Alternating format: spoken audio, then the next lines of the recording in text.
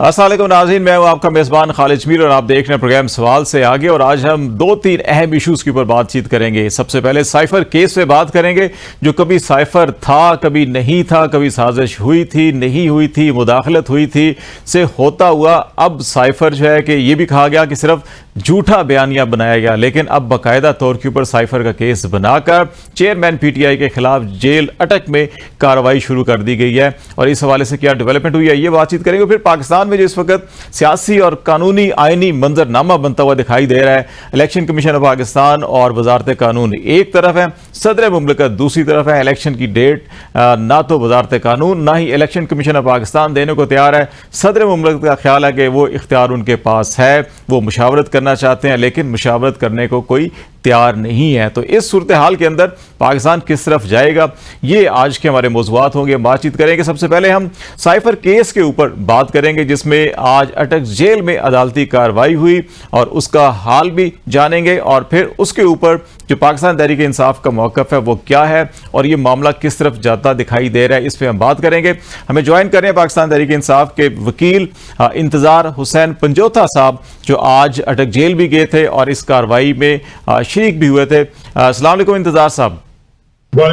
सबसे पहले तो ब्रीफली ये बताएं कि आज की जो कार्रवाई थी इस स्पेशल कोर्ट की अटक जेल के अंदर, उस कार्रवाई का अहवाल क्या था? मुख्तलिफ इतलात आ रही थी, जुडिशल रिमांड मजीद हो गया, कोई जमानत की दरख्वास्त भी हुई, कोई बाकी दरख्वास्तें हुई, तो उनके ऊपर अभी क्या हुआ आज?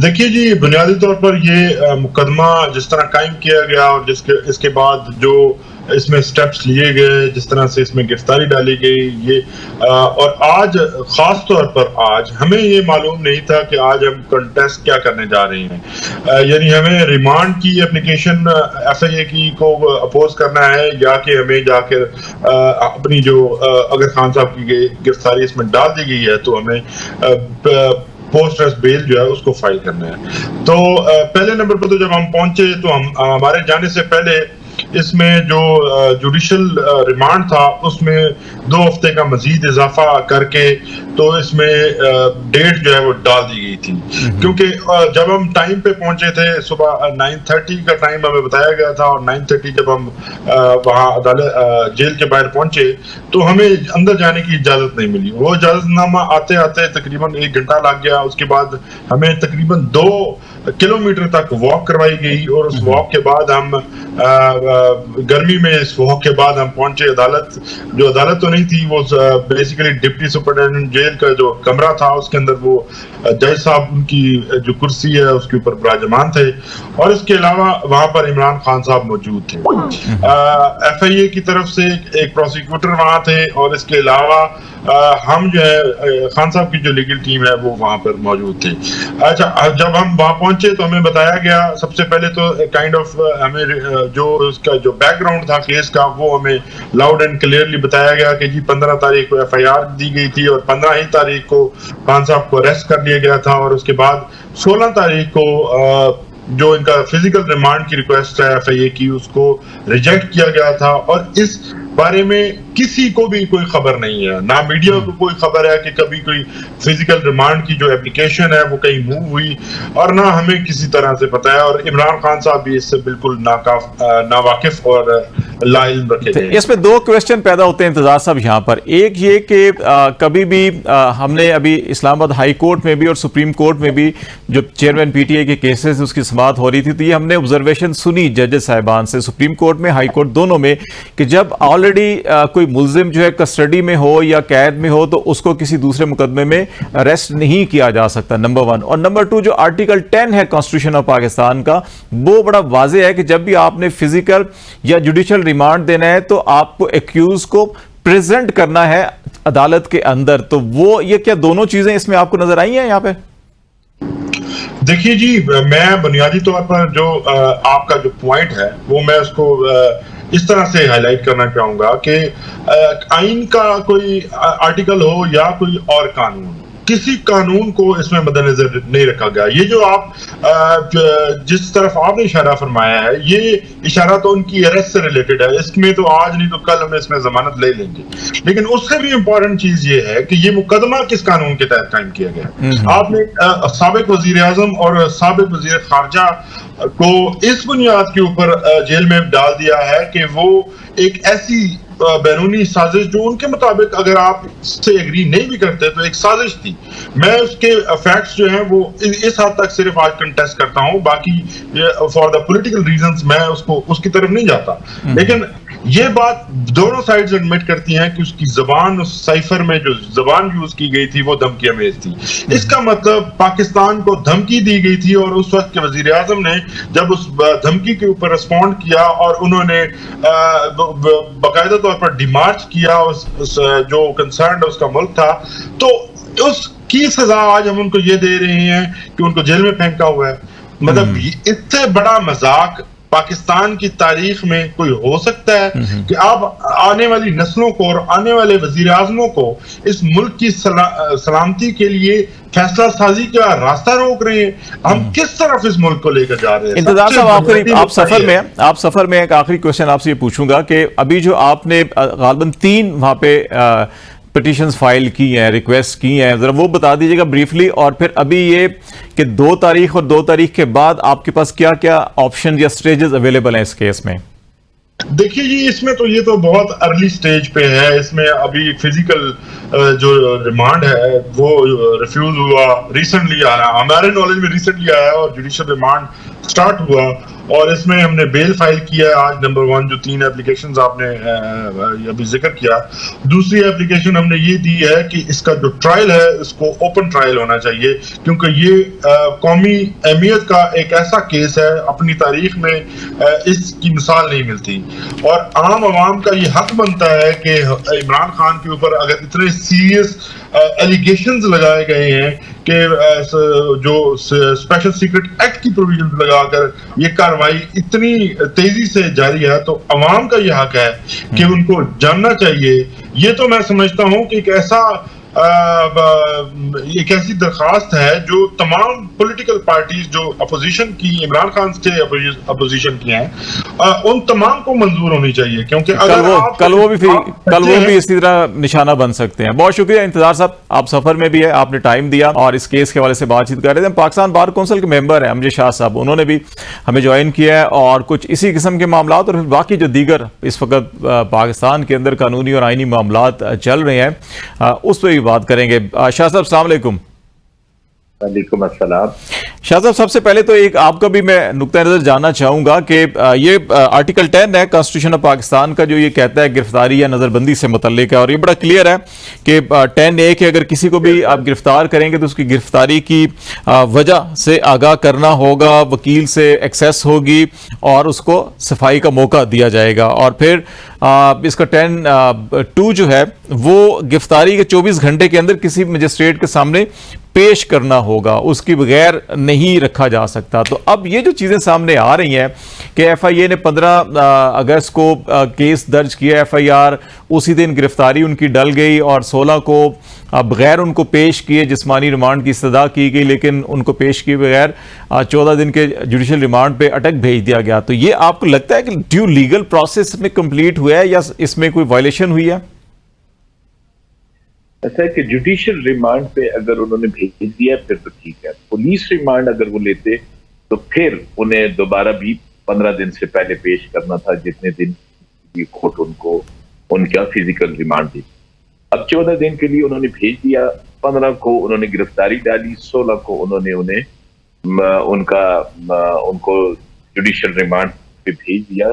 तो यही प्रोसेस है जो आम लोगों के लिए भी है और हर आदमी को जो किसी भी केस को में इन्वॉल्व होगा या उसके खिलाफ कोई चार्ज होगा, तो यही तरीका जो है वो अपनाया जाता है और यही 10A की रूह है।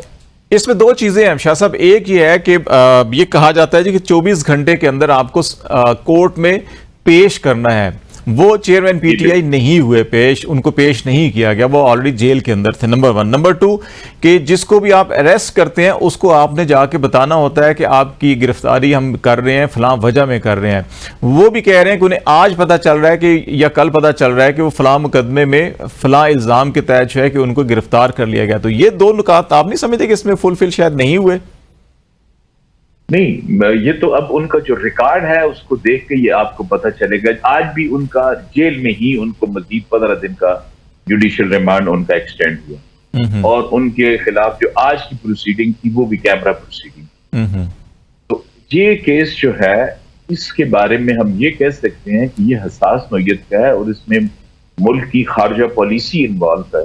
तो ऐसे केसेस में अगर कैमरा प्रोसीडिंग होती हैं तो हो सकती हैं, लेकिन उनका जो राइट है 10A के तहत उसको किसी भी सूरत में फ्रस्ट्रेट नहीं किया जा सकता। वो राइट उन्हें अवेलेबल रहेगा हमेशा हर वक्त, क्योंकि ये उनका बेसिक राइट्स में शामिल है। शहबाज खोसा साहब ने भी हमें ज्वाइन किया है, जरा उनकी तरफ भी आते हैं, फिर मैं दोबारा आपकी तरफ आता हूँ, खासतौर पे जो सदर का मामला और वजारत कानून के साथ इस वक्त चल रहा है इलेक्शन डेट के हवाले से। खोसा साहब अस्सलाम वालेकुम। और सबसे पहले आपसे बुनियादी क्वेश्चन यही है कि जो ये साइफर केस का अभी बहुत सारी चीज़ें खुल के सामने आ रही हैं, इससे पहले बिल्कुल मालूम ही नहीं था कि क्या हो रहा है क्या नहीं हो रहा। तो जब इस्लामाबाद हाई कोर्ट से फैसला आता है सज़ा की मुअत्तली का, तो उसके बाद पता चलता है कि उनकी कोई गिरफ्तारी भी हुई है नहीं हुई है या जुडिशियल रिमांड पे उनको भेज दिया गया है। तो इस सारे मामले को आप किस नज़र से देख रहे हैं?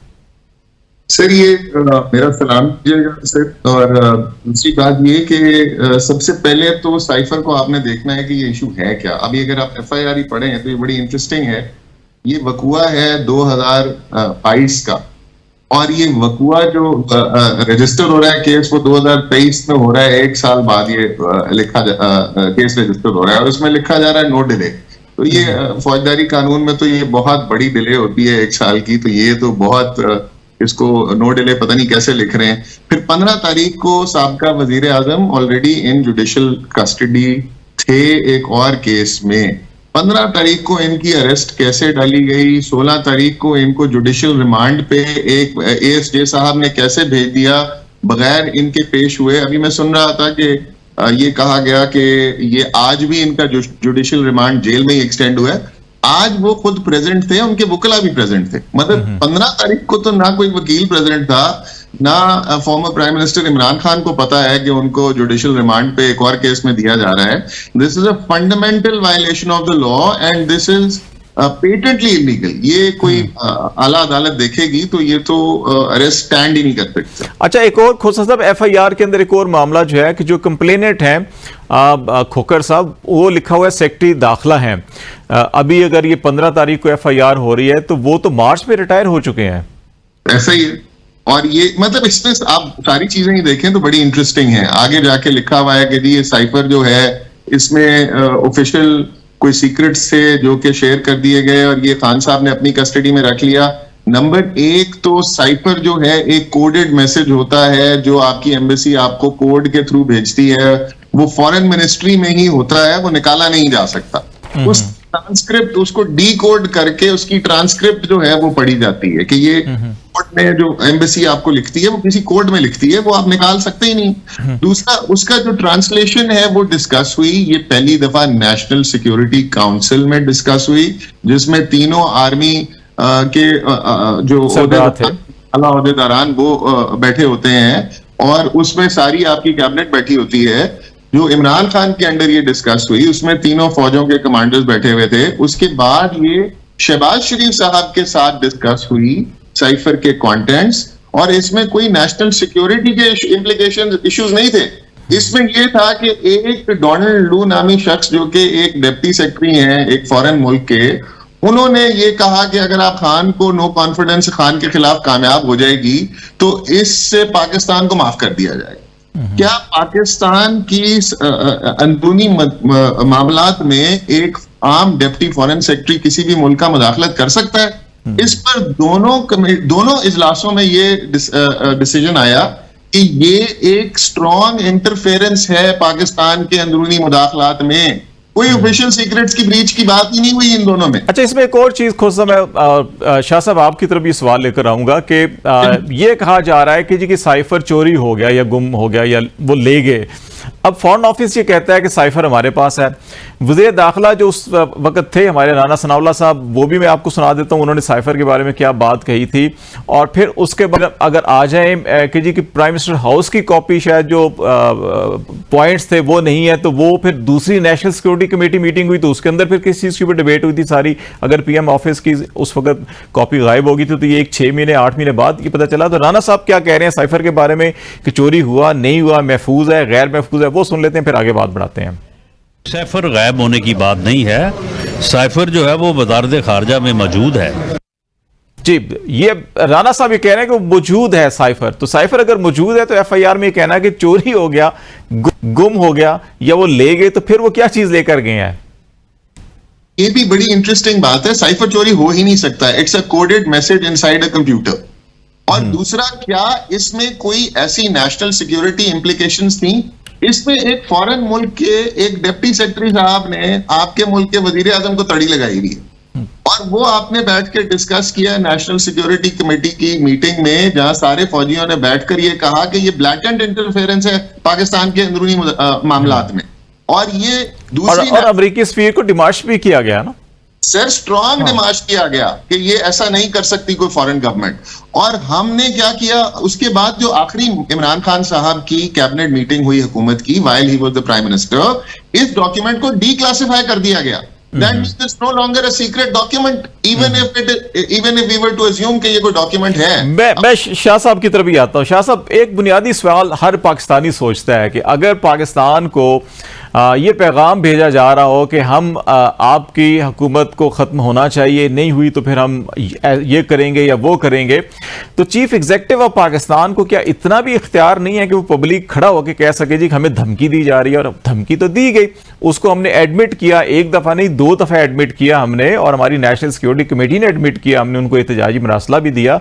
नंबर 1 ये, और नंबर 2 ये कि अभी ये जिस किस्म के एलिगेशन लग रहे हैं कि जी चोरी कर लिया गया, कभी कहते हैं चोरी हुआ नहीं है, सिर्फ उसकी कॉपी ले गए हैं वो, और कॉपी भी खुद साहब कह रहे हैं और कैबिनेट मीटिंग के अंदर तो डीक्लासिफाइड करके उसको स्पीकर को, प्रेसिडेंट को और चीफ जस्टिस ऑफ पाकिस्तान को भी भेजा गया था। तो फिर इसके अंदर ऐसा कौन सा जुर्म आपको नजर आता है? ऐसा है कि ये क्लासिफाइड डॉक्यूमेंट होता है, और जब भी कोई साइफर आता है उसे डीकोड करके प्राइम मिनिस्टर ऑफ पाकिस्तान और चीफ ऑफ आर्मी स्टाफ, इसी तरह जो आपके वजीर खारजा साहब हैं, इन सारों को भिजवाया जाता है। वो इसको देखते हैं और फिर उसके बाद रूल्स के मुताबिक वो इसको या तो जाया कर देते हैं और रिपोर्ट दे देते हैं कि हमने जाया कर दिया, या वो वापस सबमिट करा देते हैं। ये रिस्पॉन्सिबिलिटी होती है इन तमाम बड़े ओहदों की, ये रोज का काम है। अब रह गई बात ये कि अमेरिका ने तड़ी लगा दी और प्राइम मिनिस्टर उसे लेके जलसे में आ गए। इससे पहले हेनरी किसिंजर का एक खत दे के भुट्टो साहब भी आए थे, आज ये भी आए हैं। अमेरिका के साथ इस मुल्क का बहुत बड़ा ये मसाइल है। लियाकत अली खान साहब के दौर में हम अमेरिकन कैंप में गए हैं और आज तक हम उसकी जो नुकसानात हैं उसको भुगत रहे हैं। तो ये जब भी जैसी भी सूरत हाल होती है, इस मुल्क को वाकई नुकसान पहुंचता है। और फिर बहुत सारे ऐसी चीजें जो आपकी फॉरेन पॉलिसी के साथ रिलेटेड होती हैं, वो खुफिया होती हैं। अगर उन्होंने आपको भिजवाया था तो आप उनको डिमाश करते, आप उसको जो तरीकाकार है वो करते। बेसिकली तो ये उन्होंने सियासी फायदा उठाने के लिए साइफर का ये इशू उठाया था, और फिर जो कुछ भी हुआ उसके बाद आपके सामने है सारी सूरत हाल। अच्छा, एक शाह साहब आखिर एक चीज मैं और पूछना चाह रहा हूँ। जज्बाती अंदाज में जरूर लेते हैं, लेकिन क्लासिफाइड डॉक्यूमेंट को किस तरह से उसको वो आएगा, उसे देखा जाएगा और उसके बाद उसके साथ क्या करना है, ये रिस्पॉन्सिबिलिटी एक जो बड़ा अहम एक और इशू है, क्योंकि टाइम हमारा जो है कि अगले 1-2 मिनट भी खत्म हो रहा है, लेकिन वो मसला रह गया। ये बता दें कि इलेक्शन डेट के हवाले से जो असेंबली तहलील हुई कबल अज वक्त हुई, प्राइम मिनिस्टर की एडवाइस पर हुई, तो 48(5)(a तो बड़ा क्लियर है कि प्रेसिडेंट डेट देंगे, लेकिन अभी लॉ मिनिस्ट्री भी कहती है, इलेक्शन कमीशन भी कहता है कि नहीं, आपका इख्तियार नहीं है साहब, ये हम तारीख तय करेंगे। शाह साहब, तारीख तो बेसिकली इस वक्त देखें 90 डेज आइन की मैंडेट है कि 90 डेज में इलेक्शन होने चाहिए। जब भी असेंबली जो है वो डिसॉल्व होगी और प्राइम मिनिस्टर की एडवाइस पे होगी। वो 58(2) भी था कि जब प्रेसिडेंट असेंबली डिसॉल्व करते थे उनके पास ये इख्तियार था, तो वो डेट भी दिया करते थे। अब कानून के मुताबिक ये डेट इलेक्शन कमीशन का इख्तियार है कि वो देंगे। प्रेसिडेंट क्योंकि स्टेट के हेड है और वो किसी भी ऑर्गन के किसी भी जो उनका चीफ है उसको बुला सकते हैं, उससे बात कर सकते हैं और उसके साथ मशावरत कर सकते हैं, लेकिन बेसिक अख्तियार जो है वो इलेक्शन कमीशन का ही है इलेक्शन डेट देने। खोसा साहब, आपकी क्या राय है कि ये 48(5)(1) का हम क्या करेंगे? सिर्फ असल तो 48(5)(1) ही है, बाकी जो है ये तो इन्होंने एक ऐसी पार्लियामेंट से एक लेजिस्लेशन करवाई है जिसमें ऑपोजिशन तो बैठी नहीं हुई थी, वन वे ट्रैफिक चल रही थी और उधर ये जो मर्जी लिखवा देते। अब इसका पार्लियामेंट का अगर 10 साल भी मुदत बढ़ा देते तो उसकी 10 साल सबऑर्डिनेट लेजिस्लेशन के थ्रू पार्लियामेंट की 10 साल मुदत तो नहीं हो जानी थी। अगर आइन में लिखा हुआ है 90 डेज तो वो 90 डेज ही है, उसको उल्टा करके देख लें 90 डेज है, सीधा करके देख लें 90 डेज है। अब देखते हैं कि ये 90 डेज में होंगे या नहीं। As far as sir the cipher is concerned, I'd like to add one more thing.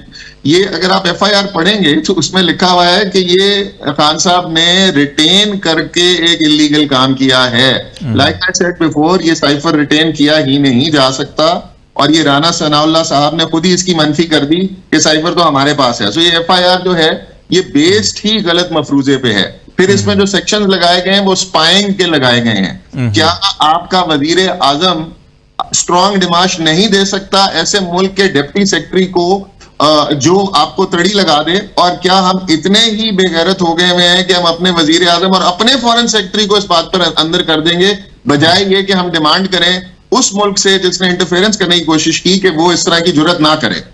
Thank you Shahbaz खोसा साहब और अमजद शाह साहब। बात करें साइफर और पाकिस्तान में जो इस वक्त एक बहरान सी कैफियत है कि इलेक्शन की डेट कौन देगा, सदर पाकिस्तान देंगे या इलेक्शन कमीशन ऑफ पाकिस्तान। अभी हम ब्रेक लेते हैं, ब्रेक के बाद आएंगे तो पाकिस्तान के कुछ सियासी मामलात और बिलखसूस जो इलेक्शन कमीशन ऑफ पाकिस्तान में सियासी मुशावरत हो रही है कि इलेक्शन कब होने चाहिए, हल्का बंदियाँ कब होनी चाहिए, कब शेड्यूल बनना चाहिए, इस पर बात करेंगे। ब्रेक के बाद हमारे साथ रहिएगा। वेलकम बैक नाज़रीन। प्रोग्राम के इस हिस्से में बातचीत करें पाकिस्तान का कुछ सियासी मंजरनामा और जो पाकिस्तान के आईनी और रियासती इदारे हैं उनके दरमियान कुछ खींचातानी चल रही है। इलेक्शन आईन पाकिस्तान के तहत 90 दिन के अंदर होने हैं। इलेक्शन कमीशन ऑफ पाकिस्तान कहता है कि पहले मरदमशुमारी के नताइज के नतीजे में हल्का बंदियाँ की जाएंगी और उसके बाद इलेक्शन होंगे। सियासी जमातें कुछ कहती हैं कि हल्का बंदियाँ पहले कर ली जाएँ और इलेक्शन बाद में हो। कुछ जमातों का ख्याल है कि नहीं, 90 रोज से आगे नहीं जाना चाहिए। सदर पाकिस्तान कहते हैं कि इलेक्शन की तारीख का इख्तियार उनके पास है। ECP कहती है नहीं, ये इख्तियार हमारा है। वजारत कानून ने भी अपनी राय दी है और कहा है कि सदर पाकिस्तान के पास इंतखाबात की तारीख के ऐलान का कोई इख्तियार नहीं। दूसरी तरफ दो बड़ी सियासी जमातें और दो वकला की पाकिस्तान की सबसे बड़ी तंजीमें सुप्रीम कोर्ट ऑफ पाकिस्तान में पटिशन फाइल कर चुकी हैं कि 90 दिन के अंदर इलेक्शन करवाए जाएं। ऐसे हालात के अंदर माशी जो मंजरनामा है वो भी कुछ ज़्यादा अच्छा नहीं है। महंगाई अरूज पर है और ख़ास तौर पर बिजली के बिलों ने अवाम की कमर तोड़ के रख दी है और अवाम सरापा एहतजाज है। निगरान वज़ीर ख़जाना आज जो सेनेट की स्टैंडिंग कमेटी है वहाँ पर भी वो पेश होती हैं और उसके बाद जो उनका बयान सामने आया है वो बड़ा खौफनाक और परेशान कौन है। IMF के साथ जो मुआहदे हैं उसके नतीजे में बज़ाहिर अवाम के लिए कोई रिलीफ नज़र नहीं आता और निगरान वज़ीर ख़जाना कहती है कि इस वक्त मईशत का जो हाल है वो उन्होंने सोचा भी नहीं था कि कितना ज़्यादा बदतर होगा और मईशत को इस हालत तक पहुंचा दिया गया है कि इसमें बज़ाहिर ठीक होने में बहुत वक्त लगेगा। तो ये सूरत हाल सारी है और इसके अंदर हम बातचीत करेंगे पाकिस्तान पीपल्स पार्टी के सीनियर रहनुमा और साबिक चेयरमैन सेनेट और पीपल्स पार्टी के सेक्रेटरी जनरल भी हैं सैयद नैयर बुखारी साहब। बुखारी साहब, बहुत शुक्रिया प्रोग्राम में ज्वाइन करने का। बुनियादी क्वेश्चन एक सबसे पहले तो ये करूँगा कि पीपल्स पार्टी ने अभी इलेक्शन कमीशन ऑफ पाकिस्तान में मुलाकात की है, मीटिंग की है, मुशावरत की है।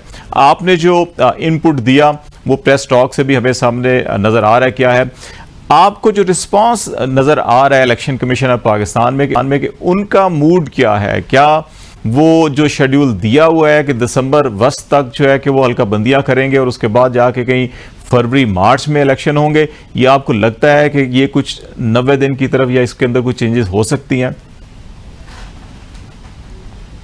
शुक्रिया। गुजारिश है कि पाकिस्तान पीपल्स पार्टी का मौक़िफ़ तो बड़ा वाज़ेह रहा कि हम समझते हैं कि आइन बालादस्त है और उसकी जो प्रोविजंस हैं वो ओवरराइड करती है बाकी सारे क़वानीन पे, और आइन का आर्टिकल 224 बड़े वाज़ेह है कि रिजोल्यूशन हो जाए तो फिर विद 90 डेज इलेक्शन होना चाहिए। तो पाकिस्तान पीपल्स पार्टी आइन के साथ खड़ी है, लेकिन आइन की जो प्रोविजंस है हम समझते हैं जी वो ज़्यादा मोहतरम है और मुकद्दम भी हैं। तो कल जो हमारी गुफ्तगू शनीद हुई उनके साथ, बिल्कुल हमारा डेलीगेशन था जिसमें मैं ख़ुद था, तो हमने इलेक्शन कमीशन को कहा कि आपका एक मौक़िफ़ डिलिमिटेशन के बारे में आ गया और उसका दूसरा पहलू भी है जो कॉन्स्टिट्यूशनल प्रोविजंस हैं, लेकिन हम इस पे आपसे डिबेट नहीं करते इसलिए कि आपने एक ज़हन बना लिया, आपने एक मौक़िफ़ दे दिया और क्योंकि अब मामला सब जुडिस भी है, मुख्तलिफ कोर्ट्स पे, लाहौर हाई कोर्ट में भी है, सुप्रीम कोर्ट में भी है, तो लेट्स सी कि अदालतें किसको दुरुस्त समझती हैं और हम अदालतों पे इस बात पे एतमाद करते हैं कि आइन की और कानून की इंटरप्रिटेशन जो है वो डोमेन जो है वो बिल्कुल सुप्रीम कोर्ट की और जुडिशरी की है, तो वो इसलिए उस पर नहीं हो। लेकिन हमने ये उनको ज़रूर कहा कि बड़ी कौम मुस्तरब है, अवाम में इस्तराब है, बेचैनी है और उसका हल ये है कि जल्द अज जल्द इंतखाबात कराए जाएँ, आप इलेक्शन डेट दें, आप इलेक्शन शेड्यूल दें ताकि लोगों को आपकी सीरियसनेस समझ आ जाए कि इलेक्शन कमीशन इलेक्शन कराना चाहता है। तो उन्होंने कहा जी हम इसको अपने इलेक्शन कमीशन की मीटिंग में हम डिस्कस करेंगे, फिर हम आपको रिस्पॉन्ड करेंगे कि हमें ये आपका मौक़िफ़ सुन लिया और इस पर हम इंटरनल मीटिंग करके आपको रिस्पॉन्ड करेंगे। तो आपको लगता है कि हौसला अफजा रिस्पांस उनका होगा कि भी शेड्यूल में कमी हो सकती है, थोड़ा अर्ली हो सकता है, 90 दिन से थोड़ा आगे और फरवरी से थोड़ा सा पहले? देखिए हम समझते हैं कि आइन बहुत ही बालादस्त है सारे क़वानीन पे, उस पर अमल दरामद होना चाहिए, लेकिन जो आज सूरत हाल है मुल्क की, इससे निकला कैसे जा सकता है? केयर टेकर्स के पास तो कोई इख्तियार नहीं, और सेकेंडली वो आवाम को रिस्पॉन्सिबल नहीं है, आवाम को पॉलिटिकल पार्टीज जवाबदेह होती हैं, वो जवाबदेह है, और बिलखुसूस जो इंतखाबात के बाद गवर्नमेंट आएगी वो जवाबदेह होगी। तो इसलिए किसी को तो जवाबदेह ठहराना है ना। आज हम डिमांड कर रहे हैं, बिजली के बिल बहुत ज़्यादा है, पीपल्स पार्टी भी एहतजाज में अपनी तंजीमों को कहा शरीक हों, क्योंकि पीपल्स पार्टी का कार्बन भी इस मुल्क का बाशिंदा है, वो भी उतना ही ज़्यादा मुतासर है जितना कोई और शख्स मुतासर है। तो हम खुद एहतजाज में जा रहे हैं इसलिए कि ये बिजली के अलावा भी महंगाई आसमानों को छू रही है। मैं बुखारी साहब आते हैं, महंगाई की तरफ आते हैं। मैं थोड़ा सा एक क्वेश्चन जो लीगल है उसके ऊपर हम जरा बात कर लें, फिर इस तरफ भी आ रहा हूं मैं। ये जो तनाज़ा यहाँ से आपने कहा कि इलेक्शन कमीशन को तारीख ऐलान कर दें, तारीख ऐलान हो नहीं रही, अब आपकी इंटरप्रिटेशन क्या है? आप खुद सुप्रीम कोर्ट के वकील भी हैं और आप कानून साजी के अमल से भी उसको सुपरवाइज करते रहे हैं, आप MNA भी रहे हैं, चेयरमैन सेनेट भी रहे हैं, कानून साजी करते भी रहे हैं। जो आईन पाकिस्तान में सदर की पावर्स हैं इलेक्शन डेट देने की दो जगहों के ऊपर नज़र आ रही हैं, 58(2) में नज़र आ रही हैं कि जब अदम एतमाद हो जाए और फिर किसी के पास अक्सरियत ना रहे तो सदर फिर जो है कि वो नए इलेक्शन की डेट देंगे। और फिर 4851 है कि जिसमें अगर प्राइम मिनिस्टर की एडवाइस के ऊपर असेंबली तहलील होती है तो फिर प्रेसिडेंट को डेट देनी है और वो 90 दिन के अंदर अंदर की डेट होनी चाहिए, तो कॉन्स्टिट्यूशन कहता है। लेकिन ये इलेक्शन एक्ट का जवाब बनाकर ये लॉ मिनिस्ट्री भी और ईसीपी भी कह रहा है कि नहीं जी अब सदर का इख्तियार खत्म हो गया, तो ये एक्ट के जरिए सदर का इख्तियार कैसे खत्म हो सकता है? नहीं भी दो बातें, खाली एक्ट की बात नहीं है। देखिए उसमें जो मैंने सुना अभी मीडिया से भी जो रिस्पॉन्ड किया मिनिस्ट्री ऑफ लॉ ने, उसमें रेफरेंस दिया कि ये रेजोल्यूशन हुई है आर्टिकल 58(2) के नीचे।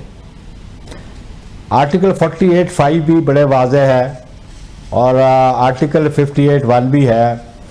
अब कंट्रोवर्सी चल पड़ी है बिटवीन इलेक्शन कमीशन और प्रेसिडेंसी और लॉ मिनिस्ट्री, और ये डिटरमिन सुप्रीम कोर्ट अब करेगी कि इलेक्शन कमीशन भी कहता है और मिनिस्ट्री ऑफ लॉ कहती है अगर तो आर्टिकल 58(2) के नीचे अगर रेजोल्यूशन हो तो फिर इख्तियार उसका, ये उनका मौकफ है। प्रेसिडेंसी कहती है कि 48(5) के नीचे मेरे पास इख्तियार है। वो जो इलेक्शन एक्ट है वो सबऑर्डिनेट लेजिस्लेशन है ना। जी जी, वो तो सब्जेक्ट टू कॉन्स्टिट्यूशन होती है वैसे भी वो। तो आप the controversy is there and वो कंट्रोवर्सी डिसाइड अब सुप्रीम कोर्ट करेगी क्योंकि मैटर पेंडिंग है उसके पास। अभी बहुत सारी सियासी जमातों ने, बल्कि साबका हुक्मरान जमात ने भी 2 दिन पहले पिटीशन फाइल की है। जमात इस्लामी गई है, पाकिस्तान बार कौंसिल है, सुप्रीम कोर्ट बार एसोसिएशन भी है। नहीं, अभी जो रिसेंट पीटीआई भी गई है, जी बिल्कुल, उन्होंने ये फाइल की है पिटीशन सुप्रीम कोर्ट में कि प्रेसिडेंट को और गवर्नर्स को डायरेक्ट किया जाए कि वो डेट दे। तो उसमें अब जो तनाज़ा इलेक्शन एक्ट का मुझे नजर नहीं आ रहा। मुझे तनाज़ा ये नजर आ रहा है कि प्रेसिडेंट 48(5) के नीचे पावर एक्सरसाइज कर सकता है कि नहीं कर सकता है, लेकिन इलेक्शन कमीशन कहता है वो एक्सरसाइज इसलिए नहीं कर सकता कि रेजोल्यूशन 58(1) के नीचे नहीं हुई है। 58(2) ये कहती है कि जब अदम एतमाद की तहरीक पेश हो और वो कामयाब हो जाए, प्राइम मिनिस्टर खत्म हो जाए उनका ओहदा और फिर नया कोई अक्सरियत ना ले सके, वो ये है। लेकिन अभी तो ये नहीं हुआ, ये तो प्राइम मिनिस्टर ने एडवाइस किया, कबल अज वक्त तहलील हुई, 48(5)(1) के तहत ये डिसॉल्व हुई है। देखे ना, वो उनका मौकफ ये है कि ये प्रेसिडेंट के पास इसीलिए इख्तियार नहीं कि 58(2) के नीचे रेजोल्यूशन नहीं हुई है। अगर 58(2) के नीचे होती तो फिर वो 48(5) में वो अनाउंस करते हैं। ये मौकफ है इलेक्शन कमीशन का। अच्छा, जो आजम नजीर तारड़ साहब ने भी इसको इंडोर्स किया था और कहा था कि ये मौजूदा जो सूरत हाल है इसमें सदर तारीख दे सकते हैं, जो उस वक्त लॉ मिनिस्टर थे, और उसको भी आपको हम जरा आजम नजीर तारड़ साहब ने क्या कहा था वो भी जरा सुना देते हैं जी आपको। President on the advice of prime minister assembly dissolve करते हैं तो फिर प्रेसिडेंट डेट देंगे, तो यानी कि अगर 13 तारीख तक ये असेंबली की मुद्दत है उससे पहले हुकूमत फैसला करती है कि हमने असेंबली, नेशनल असेंबली डिसॉल्व करनी है, प्रेसिडेंट अप्रूव कर देते हैं उसको, तो फिर उस सूरत में आइन के मुताबिक प्रेसिडेंट ही डेट देंगे। ऐसा ही है? बिल्कुल प्रेसिडेंट देंगे, क्योंकि सब्जेक्ट टू कॉन्स्टिट्यूशन ये अमेंडमेंट की गई ना, क्योंकि कोई भी लॉ जो है वो कॉन्स्टिट्यूशन में दिए गए तरीकेकार को जो कि वाजे हो उसको बदल नहीं सकता। जी बुखारी साहब, देखा कि आजम नजीर तारड़ साहब यही कह रहे हैं कि अगर ये कबल अज वक्त तहलील हुई तो सदर साहब तारीख दे सकते हैं। ये पहले मौकफ था, लेकिन अब मौकफ जो है वो चेंज हुआ है, तो ये लगता ही है कि मामले को शायद लटकाने की कोशिश की जा रही है। देखिए अब ये कंट्रोवर्सी है। मैंने कल भी कहा जब मीटिंग हुई, मैंने कहा this is a controversy between presidency and election commission, और इस पे मेरा ओपिनियन मैटर इसलिए नहीं करेगा कि वर्डिक्ट सुप्रीम कोर्ट ने देनी है और उसी वर्डिक्ट को एक्सेप्ट किया जाएगा। तो इसलिए अब मैंने जो कहा ना कि ये कंट्रोवर्सी ये चल पड़ी है कि अगर वो 58(2) के नीचे रेजोल्यूशन करते तो 48(5) के नीचे प्रेसिडेंट के पास ये होना चाहिए था। मैं इकोनॉमिक सिचुएशन की तरफ आता हूं बुखारी साहब कि आपको ये राना सनाउल्लाह साहब, इरफान सिद्दीकी साहब, मियां जवेद लतीफ साहब, ये इस वक्त जो सारी इकोनॉमिक सिचुएशन है या महंगाई है या IMF के मुआहदों का तस्करा किया जा रहा है, ये आपकी मुश्तरका गवर्नमेंट थी, ये सबकी मुश्तरका जिम्मेदारी थी। आज जो अवाम बोझ उठा रहे हैं इसमें आप सब बराबर के शरीक हैं। लेकिन अभी जो है कि PMLN बड़ा इल्ज़ाम लगा रही है कि पीपल्स पार्टी जो है कि अपना दामन छुड़ा रही है और सारा का सारा मलबा हम पे डाला जा रहा है कि हम शायद इकोनॉमिक मिनिस्ट्रीज उनके पास थी। तो वो क्या कह रहे हैं ज़रा आपको वो सुनाते हैं, तो फिर उसके बाद आपका मौक़िफ़ लेते हैं ज़रा। 16 माह की कौमी हुकूमत जिसमें 11 जमातें शामिल थीं, ये क्या तरीका है कि आप सारे लोगों का कसूर उठा के आप कहें कि मुस्लिम लीग पे डाल दिया जाए। 13 जमातों की एक मखलूत हुकूमत कहते, PDM की हुकूमत आप कहते थे। PMLN की कितनी हुकूमत थी आप भी जानते हैं, मैं भी जानता, डकारे मारते रहे, खाते पीते रहे, अब बाहर जाके मुस्लिम लीग नून की हुकूमत थी, उसका किया जरा ऐसे ना करें। नहीं तो पीपल्स पार्टी ने खुद बैठ के CCI ने जो है वो पीपल्स पार्टी को पता था कि ये का अमल होगा तो उसके बाद डिलिमिटेशन होगी। कुछ बातें जो है ना वो पब्लिक कंजम्पशन के लिए भी की जाती हैं, कुछ चीजें करनी जो है वो करनी जो है ना वो सियासी तौर पर जरूरी होती हैं। सर ये जो नुक्ता नज़र है, खासतौर पर एक मरदमशुमारी के फैसले के हवाले से भी CCI का जो राना साहब हवाला दे रहे थे कि उसमें तो 90 दिन से आगे जाना ही जाना था, पीपल्स पार्टी बराबर की शरीक थी और उन्होंने ये काम किया ताकि इलेक्शन आगे जाएं। अब मौक़िफ़ चेंज करके हम पे डालने की कोशिश की जा रही है। एक तो ये मामला, और दूसरा ये महंगाई के ऊपर भी जो है कि आज से 9 तारीख से पहले आप भी हुकूमत का हिस्सा थे, ये सारे जितने भी फैसले हुए उन्हीं का नतीजा है कि आज हर चीज़ जो महंगी नज़र आ रही है हमें। तो फिर अब आप अपने ही फैसलों के खिलाफ एहतजाज करने जा रहे हैं। देखिए ये बात एहतजाज की है कि अपने फैसलों के खिलाफ तो नहीं है कतन का। अभी जो आफ्टर इफेक्ट्स आ रहे हैं IMF के एग्रीमेंट की, जब ब्रीच हुई फिर दोबारा एग्रीमेंट हुआ, तो हम तो समझते हैं कि हम आवाम के मुतालबात के साथ खड़े हैं। आवाम क्या चाहते हैं, क्योंकि हम जवाबदेह आवाम को हैं। बिलाशुबा हम गवर्नमेंट में थे, हमने 16 और उस पर हम समझते हैं कि हमारी वो जिम्मेदारी भी है, लेकिन ज़्यादा जिम्मेदारी PMLN की है कि ड्राइविंग सीट पे वो बैठे हुए थे। फाइनेंस मिनिस्टर उनका था। हमारा डिसएग्रीमेंट होने के बावजूद मेजॉरिटी डिसीजन जो होता था हम उसको फॉलो करते थे, और मेजॉरिटी डिसीजन में कैबिनेट के सिर्फ पीपल्स पार्टी के तो चंद मेंबर्स थे, बाकी तो दीगर जमातों के थे। तो हम तो जमहूरियत पे बिलीव करते हैं और हम अपना मौक़िफ़ कैबिनेट में ज़रूर रखते भी रहे हैं और हमने रखा भी। हमारी फॉरेन मिनिस्ट्री थी, हमारी परफॉर्मेंस कौम के सामने है कि FATF से हम कैसे निकले, कैसे हमने परसुएट किया बाकी इंटरनेशनल एजेंसीज को हेल्प आउट हमें करें, कैसे हमने रिलेशंस को दोबारा जोड़ा अमेरिका के साथ, चाइना के साथ, सऊदी अरेबिया के साथ, फिर आपको फाइनेंशियल सपोर्ट भी मिली। लेकिन ये जो IMF के पास इमरान खान भी बड़ी बिलेटेड स्टेज पे गए और इसाक डार साहब भी बड़ी बिलेटेड स्टेज पे गए। इसलिए हम चाहते हैं कि इंतखाबात जल्दी हो जाएं ताकि जो लोग आवाम को जवाबदेह हैं वो अपनी जिम्मेदारी का एहसास करें।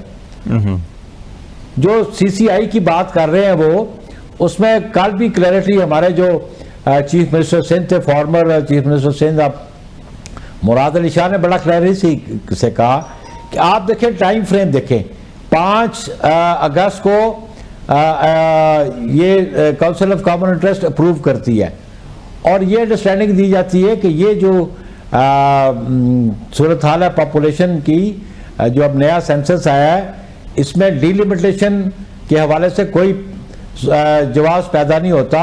और चीफ मिनिस्टर साहब ने कहा कि हम समझते हैं कि इलेक्शन विद इन 90 डेज करवाएंगे और दे एग्रीड कि कॉन्स्टिट्यूशन जो है वो सुप्रीम लॉ है, उसको अपहोल्ड करना चाहिए और इलेक्शन कमीशन को विद इन 90 डेज इलेक्शन करवाने चाहिए। लेकिन ऐसा नहीं हो रहा बुखारी साहब, चले वक्त खत्म हो रहा है, मैं माजूर चाहता हूं कंप्लीट करें। हाँ, लेकिन ये है कि इसके अंदर जो है कि मेरा ख्याल इतनी समझ तो होनी चाहिए थी पीपल्स पार्टी को, जो ये जवाब बना रहे हैं कहीं ना कहीं इलेक्शन को डिले करेंगे। ये देखिए जी, इलेक्शन डिले जो है ना, हम समझते हैं कि जितना जल्दी इलेक्शन होगा मुल्क को हम मसाइल से निकाल सकेंगे। चल फेयर एंड जिम्मेदार जमात हुकूमत बनाएगी। बहुत शुक्रिया नैयब बुखारी से हमारे से बातचीत कर रहे हैं। जितनी जल्द इलेक्शन हो सकेगा उतनी ही जल्दी अवामी हुकूमत होगी और अवाम को जवाबदेह होगी तो वो पाकिस्तान को मुश्किलात से भी निकाल सकेगी। ब्रेक लेते हैं, ब्रेक के बाद वापस आएंगे तो इसी मौजू के ऊपर के पाकिस्तान की सियासत, इलेक्शन कमीशन, ऐवान सदर के अंदर जो तनाज़ा चल रहा है ये किस रुख इख्तियार करेगा, मजीद गुफ्तगू हम करेंगे। हमारे साथ रहिएगा।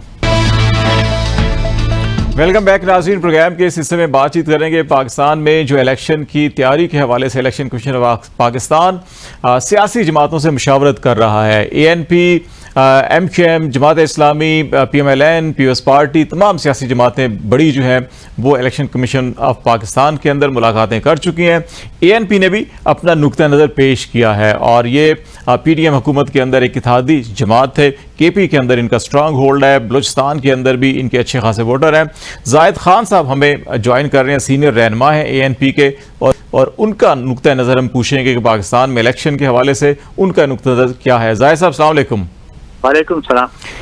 ECP के साथ आपकी मीटिंग हुई है, आप की कुछ मोटी मोटी चीजें सामने आई हैं जिससे तासुर बाज लोगों को ये मिलता है कि शायद आप 90 दिन के अंदर इलेक्शन नहीं बल्कि आप KP के अंदर पहले अमन व अमान और जो बाकी मामलात हैं उनको ठीक करना चाहते हैं और फिर इलेक्शन की तरफ आना चाहते हैं। क्या ये तासुर ठीक है या आप समझते हैं कि नहीं, आईनी जो कंडीशन है 90 दिन की उसके अंदर ही इलेक्शन होने चाहिए?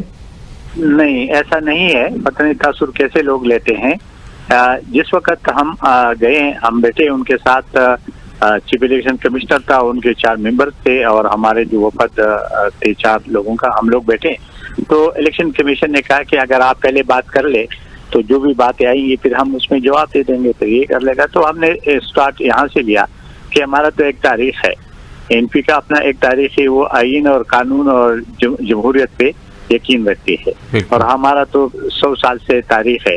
हम तो आईन के साथ खड़े हैं और आईन जो कहता है वो तो 90 दिन का इलेक्शन की बात करता है, तो हम तो 90 दिन से आगे बात कर ही नहीं सकते। उसकी वजह ये है कि हमारे बुजुर्गों ने और हम सब ने हमेशा के लिए जो कुर्बानियां दी वो आईन के बका के लिए, पार्लियामेंट के और जमहूरियत के लिए दिया है। और आपने देखा कि हम हर वक्त हर डिक्टेटर के खिलाफ लड़े हैं जमहूरियत के लिए। तो हमने ये उनको पहले वाज़ेह किया कि जो हमारा जो सवाल है आपसे और हमारी जो बात है वो एक बात पे मुहित है कि हम 90 दिन का इलेक्शन मांगते हैं और 90 दिन में, और हमने यहाँ तक भी कहा कि लोग हारती भी और जीतती भी है और हमारी जो तारीख है कि हमने कई हारे, कि हमें हरवा भी दिया गया है, सब कुछ हुआ है, लेकिन हम तब भी इलेक्शन पे बिलीव करते हैं, इलेक्शन होना चाहिए और आईन जो आपको 90 दिन का इजाजत देते हैं, अब 90 दिन के अंदर इलेक्शन कराए। तो आपको क्या सेंस क्या मिली इलेक्शन कमीशन से, क्या सेंस मिल रही है आपको कि वो क्या सोच रहे हैं या क्या बात कर रहे हैं?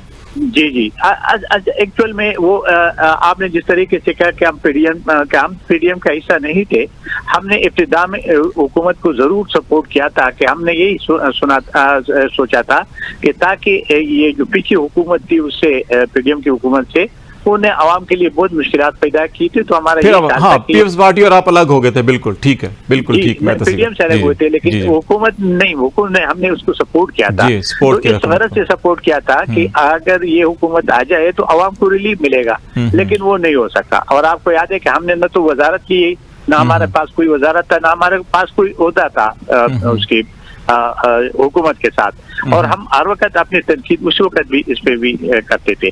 तो हमें इससे तो ये गरज नहीं था, लेकिन हमारा जो था ख्याल यही था। लेकिन बदकिस्मती से वो जो हुकूमत पीडीएम की हुकूमत थी उसने भी वो जो आवाम को रिलीफ देना था वो नहीं दे सके, ज्यादा हालात खराब हो गए बल्कि। जी तो उसने ये कहा, वहाँ उसने अपनी मजबूरी ये बता दी कि जी चूंकि ये CCI की मीटिंग हुई है उसमें जो सेंसस का अप्रूवल दिया है, तो हम अभी बॉन्ड है कि हम जी उसको हल्का बंदियां करें, जो हल्का बंदियों के जरिए उसके करें।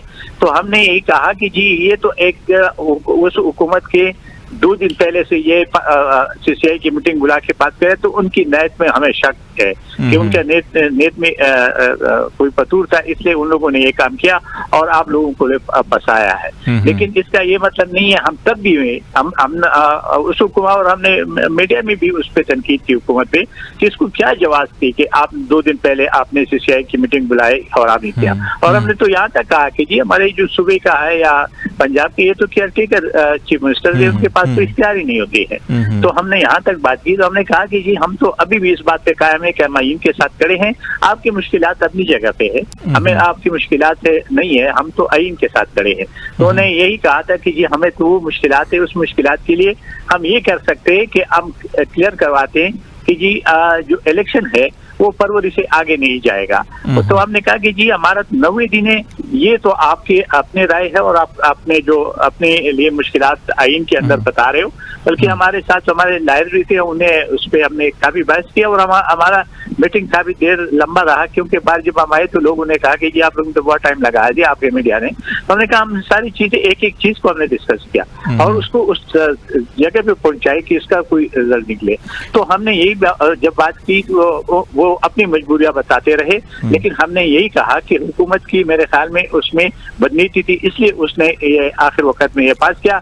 हमें तो इतना एतमाद मिल गया था, ना हमें हमारे से पूछा गया था, ना हमें कह दिया गया था। वो उनकी जो हुकूमत थी वो बैठी थी और हमने इसलिए उनसे न कोई वजारत ली थी, न कोई चीज थी कि हमने तो आवाम के लिए उनको सपोर्ट किया था, लेकिन वो नहीं दे सके, नहीं कर सके। तो एक चीज और आपसे पूछना चाहूंगा आखिरी कि ये जो Jamaat Islami, PTI, supreme court bar association, Pakistan bar council, ये सब लोग सुप्रीम कोर्ट में भी गए हुए हैं जी कि वो भी फैसला करे कि सीसीआई का जो फैसला था वो गैर आईनी या गैर कानूनी था, और उसको अगर डिक्लेयर कर देते हैं, सेट असाइड कर देते हैं, तो फिर 90 दिन खुद ब खुद हो जाएंगे। तो क्या आप समझते हैं कि आपकी जमात भी ये सोच रही है कि वो भी कोर्ट से रुजू करे, या आपने अपना मौक़िफ़ इलेक्शन कमीशन तक पहुंचा दिया, यही काफ़ी है?